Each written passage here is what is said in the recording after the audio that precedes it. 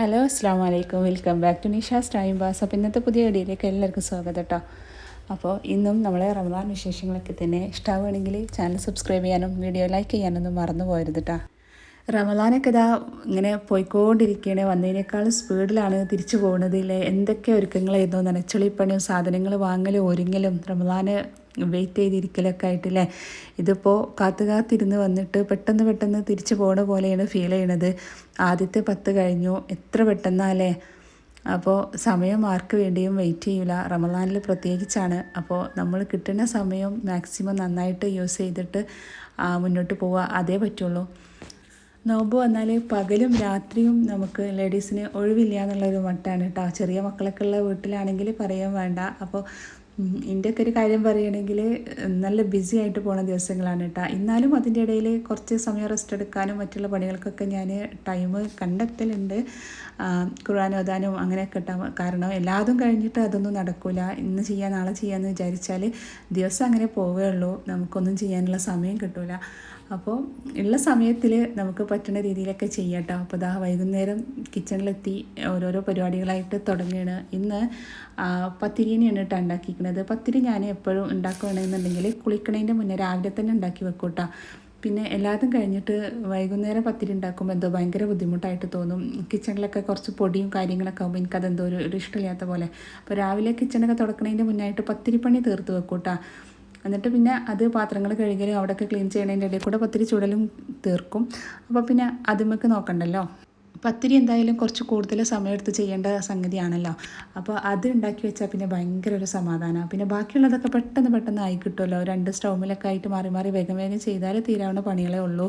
ചിലരൊക്കെ പത്തിരിയും വൈകുന്നേരം തന്നെ ഉണ്ടാകലെന്നൊക്കെ പറയലുണ്ട്. എനിക്കെന്തോ പത്തിരിയും കൂടെ ഇതിൻ്റെ കൂടെ ചെയ്യുമ്പോൾ സമയം ഇങ്ങോട്ട് തികയാത്ത പോലെയാണ്. പിന്നെ നമ്മൾ ഇട്ട ഡ്രസ്സിലൊക്കെ പൊടിയാവണ പോലെ അങ്ങനെയൊക്കെ തോന്നും കേട്ടോ. അപ്പോൾ കുളിക്കണതിൻ്റെ മുന്നെയാണ് കൂടുതലും പത്തിരിപ്പണി ചെയ്ത് വെക്കൽ കേട്ടോ. അപ്പോൾ കറി ഉണ്ടാക്കുമ്പോൾ മോന് ഓർക്കണീറ്റ് വന്നിട്ടുണ്ടായിരുന്നു കേട്ടോ. അപ്പോൾ അവനക്ക് ഫുഡ് കൊടുക്കാനും മോനോനെ ഏൽപ്പിച്ചതാണ്. അവന് കുറച്ചൊക്കെ കൊടുക്കും കേട്ടോ. ഇങ്ങനെയുള്ള സംഭവങ്ങളൊക്കെ അവൻ കൊടുത്താലും കഴിക്കും. നമ്മൾ കുറുക്ക് കഞ്ഞി അങ്ങനത്തെ കാര്യങ്ങളൊന്നും കൊടുക്കാൻ അവനക്ക് അറിയില്ല കേട്ടോ. പത്തിരി ആകുമ്പോൾ ഇങ്ങനെ ചെറിയ പീസാക്കിയിട്ട് ഇങ്ങനെ മുറിച്ച് കൊടുത്താലും അവൻ കഴിച്ചോളൂ. ഇന്ന് പത്തിരിൻ്റെ കൂടെ ഉരുളക്കിഴങ്ങിൻ്റെ കറിയാണ് ഉണ്ടാക്കുന്നത്. അപ്പോൾ അതിലെന്താ ഈ ചിക്കൻ്റെ പീസ് ഇട്ടിക്കണമെന്നാവില്ല. നമുക്ക് സ്നാക്സ് റെഡിയാക്കാൻ വേണ്ടി ചിക്കൻ ആവശ്യമായിരുന്നു. അപ്പോൾ ഞാൻ വിചാരിച്ചു ഇതിൽ തന്നെ കഴുകിയിട്ട് ഇട്ട് കൊടുത്തിട്ടുണ്ടെങ്കിൽ ഉരുളക്കിഴങ്ങൊക്കെ വേവണ സമയം കൊണ്ട് തന്നെ ചിക്കന് നമുക്ക് റെഡി ആയിട്ട് കിട്ടുമല്ലോ. അപ്പോൾ ഒരു വെടിക്ക് 2 പക്ഷി. അങ്ങനെയൊക്കെ ബുദ്ധിപരമായിട്ട് ചിന്തിച്ചാൽ ഈസി ആയിട്ട് അടുക്കളപ്പണി നമുക്ക് മുന്നോട്ട് കൊണ്ടുപോകാൻ പറ്റും. ഇതിനൊക്കെ ഭയങ്കര ബുദ്ധി എന്നല്ല, എന്നാലും നമ്മളൊന്നും കൂടെ പ്ലാൻ ചെയ്താൽ ഈസി ആയിട്ട് ചെയ്യാനൊക്കെ പറ്റും കേട്ടോ. അപ്പോൾ അതവിടെ കിടന്ന് വിസിലടിക്കട്ടെ. ആ സമയം കൊണ്ട് നമുക്കിന്നിപ്പോൾ കുറച്ച് ചിക്കൻ ഇങ്ങോട്ട് മാഗ്നേറ്റ് ചെയ്ത് വെക്കണം. ഉരുളക്കിഴങ്ങിൻ്റെ കറിയും പത്തിരിയും മാത്രം മക്കൾക്ക് വെച്ച് കൊടുത്തിട്ടുണ്ടെങ്കിൽ മുഖത്തൊരു പ്രസാദം ഉണ്ടാവില്ല എന്നുള്ള കാര്യം ഉറപ്പാണ്. നോൺ വെജ് ഐറ്റംസുകൾ എന്തെങ്കിലുമൊക്കെ വേണം, പ്രത്യേകിച്ച് നോമ്പ് തുറക്കുന്ന സമയത്ത്. അപ്പോൾ ഞാൻ വിചാരിച്ചു ഇന്ന് ചിക്കൻ എടുത്തിട്ട് ഫ്രൈ ചെയ്യാമെന്ന്. കുറേ ദിവസമായിട്ട് ചിക്കൻ്റെ കറികൾ ഇങ്ങനെ കൂട്ടിയിട്ട് എനിക്കൊക്കെ ഒരു മടുപ്പ് വന്ന പോലെ ഉണ്ട് കേട്ടോ. അപ്പോൾ ഞാൻ വിചാരിച്ചു അത് വേണ്ട, ഇന്ന് ഫ്രൈ ചെയ്യട്ടെ എന്ന്. അങ്ങനെയാണ് ഉരുളക്കിഴങ്ങ് കറിയും ഇതും ആക്കാമെന്നൊക്കെ വിചാരിച്ചത് കേട്ടോ. അപ്പോൾ ഇതാ ചിക്കനൊക്കെ മസാല തേച്ചിട്ട് അവിടെ വെച്ചിട്ടുണ്ട്. ഇനിയിപ്പോൾ കുറച്ച് നേരം റെസ്റ്റ് എടുക്കട്ടെ. ചിക്കൻ മസാല തേച്ച് കഴിഞ്ഞതിന് ശേഷം ഇതാ കുറച്ച് വലിയ ഉള്ളി ചെറിയതായിട്ട് കട്ട് ചെയ്തിട്ട് വെച്ചിട്ടുണ്ട് കേട്ടോ. കുനുകുനാന്നരിയില്ലേ, അങ്ങനെ അരിഞ്ഞ് വെച്ചിട്ടുണ്ട് കേട്ടോ. അത് നമ്മൾ സ്നാക്സ് ഉണ്ടാക്കാൻ വേണ്ടിയിട്ടാണ്. ഇന്ന് സ്നാക്സ് ആയിട്ട് ഉണ്ടാക്കുന്നത് മക്രോണി പോളയാണ് കേട്ടോ. റമദാനിൻ്റെ സാധനങ്ങളൊക്കെ വാങ്ങുന്ന സമയത്ത് എന്താ പറയുക, പാസ്ത വാങ്ങിച്ചിട്ടുണ്ടായിരുന്നു കേട്ടോ. അപ്പോൾ നോമ്പായാൽ പിന്നെ വൈകുന്നേരത്തെ ചായക്കടി എന്നിട്ട് പാസ്ത ഒന്നും ഉണ്ടാക്കില്ലല്ലോ. അപ്പോൾ ഞാൻ വിചാരിച്ചു അത് വെച്ചിട്ട് പോള ഉണ്ടാക്കാം. അപ്പോൾ അങ്ങനെ അതിന് വേണ്ടിയിട്ട് ഇതാ പാസ്ത വേവിക്കാനും വേണ്ടിയിട്ട് വെള്ളം വെച്ചിട്ടുണ്ട്. തിളച്ച് വന്നപ്പോൾ അതിലേക്ക് ഉപ്പും ഓയിലൊക്കെ ഒഴിച്ചു കൊടുത്തിട്ട് പാസ്തയും കൂടി ഇട്ടിട്ട് വേവിച്ചെടുക്കുകയാണ്. ഓയിൽ ഒഴിച്ചു കൊടുത്താൽ ഇത് തമ്മിലിങ്ങനെ ഒട്ടിപ്പിടിക്കാതെ നല്ലപോലെ വെന്ത് കിട്ടും കേട്ടോ. അല്ലെങ്കിൽ ഇതിങ്ങനെ വെന്ത് വരുമ്പോൾ ഒരു കൊഴുപ്പുള്ള പോലെയാണ്. അപ്പോൾ എല്ലാം കൂടി ഇങ്ങനെ ഒട്ടിപ്പിടിക്കും. അപ്പോൾ അത് ഒഴിവാക്കാനാണ് നമ്മൾ ഓയിൽ ഒഴിച്ച് വേവിക്കുന്നത് കേട്ടോ. സാധാരണയുള്ള മക്രോണിനേക്കാളും കുറച്ചൊരു വേവ് കൂടുതലുണ്ട് ഇതിനെന്ന് തോന്നിയിട്ടാ. പെട്ടെന്ന് വെന്ത് കിട്ടിയിട്ടില്ല. ഒരു 5 മിനിറ്റൊക്കെ എടുത്തിട്ടുണ്ടായിരുന്നു. മക്രോണിയൊക്കെ പെട്ടെന്ന് വേവുന്ന സംഭവമാണല്ലോ. അങ്ങനെ അതവിടെ വെച്ച് കൊടുത്തു. അപ്പോഴേക്കും നമ്മൾ ചിക്കനും ഉരുളക്കിഴങ്ങും എല്ലാം കൂടി ഇട്ടിട്ട് ഇവിടെ കുക്കറിൽ വെച്ചിരുന്നല്ലോ. അവരൊക്കെ വെന്ത് റെഡി ആയിട്ടുണ്ട് കേട്ടോ. ഇന്ന് ചിക്കൻ എടുത്ത് മാറ്റിയിട്ടുണ്ട്. ഒരു പീസ് അങ്ങനെ അതിൽ വിട്ടിട്ടുണ്ട് കേട്ടോ. എന്നിട്ട് പിന്നെ ആ ഉരുളക്കിഴങ്ങിൻ്റെ അതിലേക്ക് തേങ്ങ വറുത്തരച്ചത് ഒഴിച്ചു കൊടുത്തത്. അത് ഓൾറെഡി ഫ്രിഡ്ജിലുണ്ടായിരുന്നു തേങ്ങ വറുത്തരച്ചത് കേട്ടോ. അപ്പോൾ അതങ്ങോട്ട് ഒഴിച്ചു കൊടുത്തപ്പോൾ നമ്മളെ കറി സെറ്റ്. ഇനി അതൊന്ന് ഉള്ളി അരിഞ്ഞിട്ടൊന്ന് മൊപ്പിച്ചെടുക്കാനും കൂടി ഉള്ളൂ കേട്ടോ. എന്നാലും കറീൻ്റെ 3/4 ഭാഗം പണി കഴിഞ്ഞു. പത്തിരി റെഡിയായി. അപ്പോഴേക്കും ഓരോന്നോരോന്നിങ്ങനെ ആവുമ്പോൾ മനസ്സിനോട് സമാധാനമാണ്. പത്തിരി തിന്നുന്ന ആൾക്കാരെവിടെയെന്ന് വന്ന് നോക്കുമ്പോൾ അവർ തിന്നലൊക്കെ കഴിഞ്ഞിട്ട് റൂമിലെത്തിക്കണം കേട്ടോ. മോന് ഓരോന്നൊക്കെ പറഞ്ഞ് സോപ്പിട്ട് അവനിങ്ങനെ കെടുത്തുകയാണ്. ഉമ്മച്ചിൻ്റെ പണി ചെയ്യോളം ഞാൻ നോക്കിക്കോളാം എന്ന് പറഞ്ഞിട്ട് കൊണ്ടുവന്നതാട്ടാ. അവനെന്നെ നോമ്പൊക്കെ നോക്കിയിട്ട് ഒരുവിധം ക്ഷീണിച്ച മട്ട. പിന്നെ കുട്ടീനെ കൊണ്ട് പണികൾ നടക്കില്ല എന്ന് അറിയാം. അപ്പോൾ ഇക്കാക്കാനെ കിട്ടിയിട്ടുണ്ടെങ്കിൽ ഇവ നല്ല ഹാപ്പിയാണ് കേട്ടോ. അപ്പോൾ രണ്ടാളും കൂടി അവിടെ അങ്ങനെ കിടന്ന് കളിക്കട്ടെ. അപ്പോൾ ഇനി ബാക്കി പണികളൊക്കെ ചെയ്യാൻ വേണ്ടി നോക്കുകയാണ്. ഇന്നത്തെ നോമ്പിനൊരു പ്രത്യേകത ഉണ്ട് കേട്ടോ. എൻ്റെ റിയമോൾക്ക് നോമ്പുള്ള ദിവസമാണ്. ജീവിതത്തിൽ ഫസ്റ്റ് ടൈമാണ് അവൾ നോമ്പ് എടുക്കുന്നത് കേട്ടോ. ആദ്യത്തെ നോമ്പാ, കന്നി നോമ്പ് എന്ന് പറയാം. അപ്പോൾ ഇടയ്ക്കിടയ്ക്ക് ഞാൻ വന്ന് നോക്കുക ആളെന്താ കാട്ടണമെന്നിട്ടാ. ഉച്ചവരെ ഓക്കെ ആയിരുന്നു. പിന്നെ ഉച്ച കഴിഞ്ഞപ്പോൾ ചെറിയ ക്ഷീണമൊക്കെ പറ്റിയിട്ടുണ്ട്. അപ്പോൾ നോമ്പ് മുറിക്കാൻ പറഞ്ഞപ്പോൾ അവൾ സമ്മതിക്കണമില്ല, ഫുള്ളായിട്ട് എടുക്കണം എന്നൊക്കെ പറയുകയാണ്. ക്ലാസ്സിൽ ഫ്രണ്ട്സൊക്കെ നോമ്പ് നോൽക്കുന്നുണ്ട്, ഞാൻ നോറ്റിട്ടില്ല എന്നൊക്കെ പറഞ്ഞുകൊണ്ട് അങ്ങനെ നോമ്പ് എടുത്തതാണ് കേട്ടോ.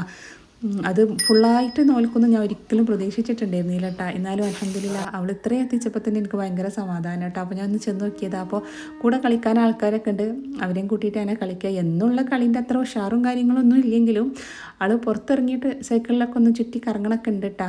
ഇടയ്ക്കിടയ്ക്ക് ടൈമായോ ഉമ്മച്ചിയെ എന്താണ് ഇനിയിപ്പോൾ എത്ര സമയമുണ്ട് അങ്ങനെ ചോദിച്ചുകൊണ്ടിരിക്കുകയാണ്. അവൾ ആ ചോദ്യം കേൾക്കുമ്പോണ്ടല്ലോ എനിക്ക് എൻ്റെ കുട്ടിക്കാലം ഓർമ്മ വരുന്നത്. വാച്ചിൽ നോക്കിയിട്ട് നോമ്പ് തുറക്കണ സമയം ഇങ്ങോട്ട് എത്തിച്ചിരുന്ന ഒരു കാലമൊക്കെ ഉണ്ടായിരുന്നല്ലോ, അതൊക്കെ ഇങ്ങനെ ഓർമ്മ വരിക കേട്ടോ. ഇപ്പോൾ നമുക്ക് സമയം തികയാത്ത അവസ്ഥയായിരുന്നു. പണ്ട് അങ്ങനെയല്ല, സമയം ഇങ്ങോട്ട് പോകണില്ല എന്ന് തോന്നുമായിരുന്നു. കുട്ടികളാകുമ്പോൾ അങ്ങനെയാണല്ലോ, അപ്പോൾ നമുക്ക് വലിയ പണികളും ഇല്ല, അപ്പോൾ പിന്നെ സമയം പോകാത്തൊരു പോലെ തന്നെയാണല്ലോ. അപ്പോൾ സ്നാക്സിന് വേണ്ടിയിട്ടുള്ള ഉള്ളിയോടെ വയറ്റിയാണ് കേട്ടോ. കുറച്ച് നേരം മക്കളുടെ അടുത്തൊക്കെ പോയി തിരിച്ച് കിച്ചണിലേക്ക് തന്നെ വന്നിക്കണ്. ഇനിയിപ്പോൾ തലേദിവസം ഉപ്പ വന്നിട്ടുണ്ടായിരുന്നു കേട്ടോ. അപ്പോൾ ബട്ടർ കൊണ്ടുവന്നിട്ടുണ്ട്. അവക്കാടില്ലേ, ഇതിൻ്റെ മരം ഉണ്ട് കേട്ടോ നമ്മളെ വീട്ടിൽ. ഞാൻ കുറേ മുന്നേ വ്ളോഗിലൊക്കെ കാണിച്ചിട്ടുണ്ടായിരുന്നു ഇതിൻ്റെ മരം. അപ്പോൾ ഇപ്രാവശ്യം നന്നായിട്ട് അതിമ ഉണ്ടായിട്ടുണ്ട്. അപ്പോൾ എല്ലാവർക്കും കൊടുത്തയച്ചു. അപ്പോൾ നമുക്ക് 2-3 കൊണ്ടുവന്ന് തന്നതാണ് കേട്ടോ. അപ്പോൾ അതിൽ നിന്ന് ഒന്ന് പാകമായിട്ടുണ്ട്. അപ്പോൾ അതെടുത്തിട്ട് ജ്യൂസ് അടിക്കാം. മറ്റുള്ളത് അരിയിൽ വെച്ചിട്ടുണ്ടെങ്കിൽ 2 ദിവസം കഴിയുമ്പോഴേക്കും സെറ്റ് ആയിക്കോളും. അങ്ങനെ അപ്പോൾ ഇന്ന് ബട്ടർ ജ്യൂസും എന്താ പറയുക മക്രോണി പോളയൊക്കെ ആയിട്ട് റിയമോളെ ഫസ്റ്റ് നോമ്പ് ഉഷാറാക്കണം എന്നൊക്കെയുള്ള പ്ലാനിങ്ങിലാണ്. അപ്പോൾ സ്നാക്സിന് വേണ്ടിയിട്ട് ഉള്ളി വഴറ്റാൻ വേണ്ടി വെച്ചതായിരുന്നു. അതൊക്കെ ഇങ്ങോട്ട് വഴറ്റി കിട്ടിയപ്പോൾ അതിലേക്ക് ഇനിയിപ്പോൾ മഞ്ഞൾപ്പൊടി, മല്ലിയില ഇതൊക്കെ ഇട്ട് കൊടുത്തിട്ട് ഒന്നും കൂടി സെറ്റാക്കി എടുക്കുകയാണ്. ഇത് നല്ല ഈസി സംഭവമാണ് കേട്ടോ. ഒരുപാട് എണ്ണ ഒഴിച്ചിട്ടുള്ള സ്നാക്കൊന്നും അല്ല, നല്ല ടേസ്റ്റുമാണ് കഴിക്കാൻ. നോമ്പ് തുറക്കുമ്പോൾ എപ്പോഴും നമ്മളിങ്ങനെ എണ്ണയിൽ മുക്കിപ്പൊരിച്ചിട്ടുള്ള പലഹാരങ്ങൾ കഴിക്കണേക്കാളും നല്ലത് ഇടയ്ക്ക് ഇതേപോലത്തെ എന്തെങ്കിലും പോളകളൊക്കെ ഉണ്ടാക്കുകയാണെങ്കിൽ നല്ല ടേസ്റ്റായിട്ട് കുറച്ചൊരു ഹെൽത്തി ആയിട്ടൊക്കെ കഴിക്കാം. ഫുൾ ഹെൽത്തി എന്നൊന്നും പറയാൻ പറ്റില്ല കേട്ടോ. എന്നാലും എണ്ണ കുറച്ച് കുറക്കാം, നല്ല ടേസ്റ്റിൽ കഴിക്കുകയും ചെയ്യാം. അപ്പോൾ നമ്മൾ വഴറ്റി വെച്ചിട്ടുള്ള ഉള്ളിലേക്ക് നേരത്തെ വേവിച്ച് വെച്ചിട്ടുണ്ടെങ്കിൽ ചിക്കൻ ഉണ്ടല്ലോ, അതൊന്ന് മിക്സിയിലൊന്നും ഗ്രൈൻഡ് ചെയ്തെടുത്തിട്ട് അതിട്ട് കൊടുത്തിട്ടുണ്ട് കേട്ടോ. ഇനി എല്ലാം കൂടി ഇങ്ങോട്ട് മിക്സ് ചെയ്യാം. ഇനി ഇതിലേക്ക് നമ്മൾ നേരത്തെ വേവിച്ചിട്ടുള്ള പാസ്ത ഉണ്ടല്ലോ അതും കൂടി ഇട്ട് കൊടുക്കുക കേട്ടോ. പാസ്ത കുറേശ്ശെ ഇട്ടിട്ട് മിക്സ് ചെയ്ത് കൊടുത്താൽ മതി. എല്ലാം കൂടി ഇടുമ്പോൾ മിക്സ് ചെയ്യാൻ ഭയങ്കര ബുദ്ധിമുട്ടാണ്. ഞാനാണെങ്കിൽ വേവിച്ചത് കുറച്ച് കൂടി പോവുകയും ചെയ്തിട്ടുണ്ട് കേട്ടോ. അപ്പോൾ എല്ലാം കൂടി ഇട്ടിട്ട് മിക്സ് ചെയ്തെടുത്തിട്ടുണ്ട്. ഇനി ഇതിലേക്ക് കുറച്ച് കുരുമുളക് പൊടിയാണ് ഇട്ട് കൊടുക്കുന്നത്. പച്ചമുളക് കട്ട് ചെയ്തിട്ട് ആദ്യം ഉള്ളി വറ്റുമ്പോൾ ഇട്ട് കൊടുക്കണമെങ്കിൽ ചെയ്യാം കേട്ടോ. ഞാനിപ്പോൾ മക്കൾ കഴിക്കുമ്പോൾ അത് ബുദ്ധിമുട്ടാവണ്ടെന്ന് വെച്ചിട്ടാണ് പച്ചമുളക് ഇടാത്തത്. ഞാൻ കൂടുതലും എല്ലാ ഇതിലും കുരുമുളക് പൊടി തന്നെയാണ് ഇട്ട് കൊടുക്കൽ കേട്ടോ. അപ്പോൾ കുരുമുളക് പൊടി ഇട്ടതിന് ശേഷം കുറച്ച് ടൊമാറ്റോ സോസ് ഒഴിച്ചു കൊടുക്കേണ്ടത്. ഇത് മോനുവിൻ്റെ വകയാണ്, എനിക്കത്ര താല്പര്യമൊന്നുമില്ല. മോന് വേണമെന്ന് പറഞ്ഞ് ഇങ്ങോട്ട് എടുത്തിരുന്നിട്ട് ഒഴിച്ചു കൊടുക്കും. സോസും മക്കളും തമ്മിൽ അങ്ങനെ ഒരു കോമ്പിനേഷനാണ്. അവർക്ക് എന്ത് കഴിക്കണമെങ്കിലും സോസ് വേണം. എന്തൊരു പൊരിക്കടി ഉണ്ടാക്കിയാലും അത് സോസിലൊന്ന് ടച്ച് ചെയ്തിട്ടേ ഇവർ കഴിക്കുള്ളൂ കേട്ടോ. ഇക്കാണെങ്കിൽ ഇതത്ര താല്പര്യമില്ലാത്ത കേസാണ്. പിന്നെ പ്ലീസ് എന്നൊക്കെ പറയുമ്പോൾ എന്നായിക്കോട്ടെ എന്ന് വെച്ചിട്ട് കുറച്ച് അങ്ങോട്ട് ഒഴിച്ചു കൊടുത്തിട്ടുണ്ട് കേട്ടോ. അങ്ങനെ നമ്മളെ മക്രോണി പോളിൻ്റെ ഒരു പകുതി പണിയൊക്കെ തീർന്നു. അതവിടെ ഫ്ലെയിം ഓഫ് ചെയ്ത് വെച്ചിട്ടുണ്ട്. ഇനിയിപ്പോൾ ഒരു ബൗളിലേക്ക് 3 മുട്ട പൊട്ടിച്ച് വെച്ചിട്ട് അതിൽ കുറച്ച് ഉപ്പും കുരുമുളകും പൊടിയും കൂടെ ഇട്ടിട്ട് നന്നായിട്ട് മിക്സ് ചെയ്തെടുക്കുകയാണ്.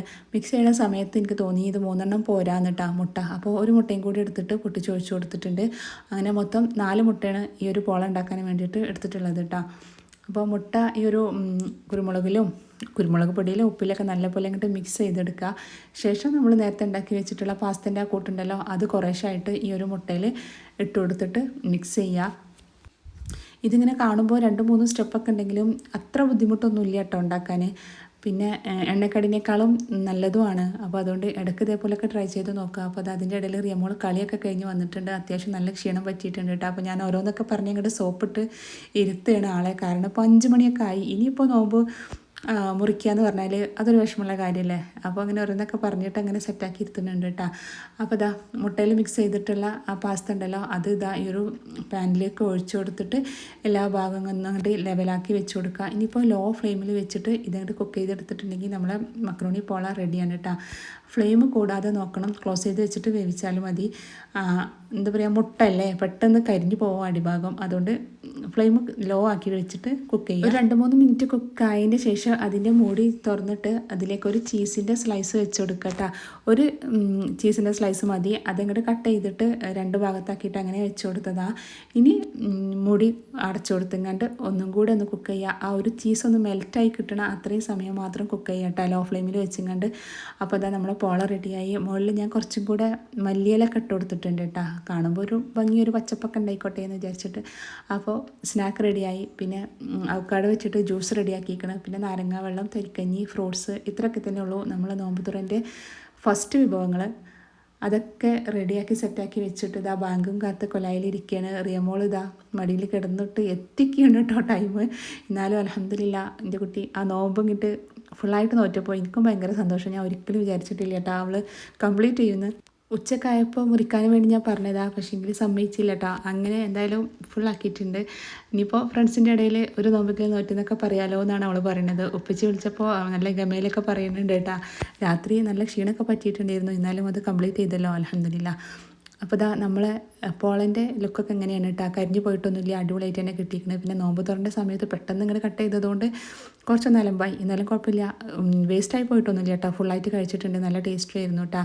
ഇനിയിപ്പോൾ നിസ്കാരമൊക്കെ കഴിഞ്ഞിട്ടേ നമ്മൾ ഫുഡ് കഴിക്കുള്ളൂ, അല്ലാതെ ഒരുമിച്ച് എല്ലാം കൂടി കഴിക്കലില്ല കേട്ടോ. ആദ്യത്തേതൊക്കെ കഴിഞ്ഞ് നിസ്കരിച്ച് കുറച്ച് നേരമൊക്കെ ഖുർആൻ ഓതി ആ ഒരു ഇശാ മഗ്‌രിബിൻ്റെ സമയം നമ്മൾ വേസ്റ്റ് ആക്കരുത്. ആ ഒരു ടൈമിൽ മക്കൾക്ക് പഠിക്കാനുണ്ടെങ്കിൽ അത്, അതേപോലെ തന്നെ ഖുർആൻ ഓതുക, ദിക്ർ, സ്വലാത്ത് അങ്ങനെയൊക്കെ പോകട്ടോ, എന്നിട്ടേ ഫുഡ് കഴിക്കാൻ വേണ്ടിയിട്ട് വരുള്ളൂ. അപ്പോൾ റിയമോളെയും കൂടി കൂടെ കൂട്ടിക്കണം കേട്ടോ നിസ്കാരത്തിനൊക്കെ. അപ്പോൾ നമ്മൾ പണിയെടുക്കുമ്പോഴും ഇബാദത്ത് ചെയ്യുമ്പോഴൊക്കെ നമ്മളെ കൂടെ മക്കളെയും കൂടി കൂട്ടുക, അവർക്കും അതൊക്കെ അനുഭവിച്ചറിയാനും പഠിക്കാനും ഒക്കെ നല്ലതാണ്. അങ്ങനെ അതൊക്കെ കഴിഞ്ഞു. മോനും നിസ്കാരം കഴിഞ്ഞിട്ട് ചെറിയ ആളെ നോക്കുമ്പോഴാണ് നമുക്ക് നിസ്കരിക്കാൻ പറ്റുള്ളൂ കേട്ടോ. അങ്ങനെയൊക്കെ അഡ്ജസ്റ്റ്മെൻറ്റിലാണ് ഇവിടുത്തെ കാര്യങ്ങളൊക്കെ മുന്നോട്ട് പോകുന്നത്. അപ്പോൾ ഇത്രയുള്ള ഇന്നത്തെ വീഡിയോ. ഇൻഷാ അല്ലാഹ് പുതിയ വീഡിയോയിൽ കാണാം. അസ്സലാമു അലൈക്കും. താങ്ക്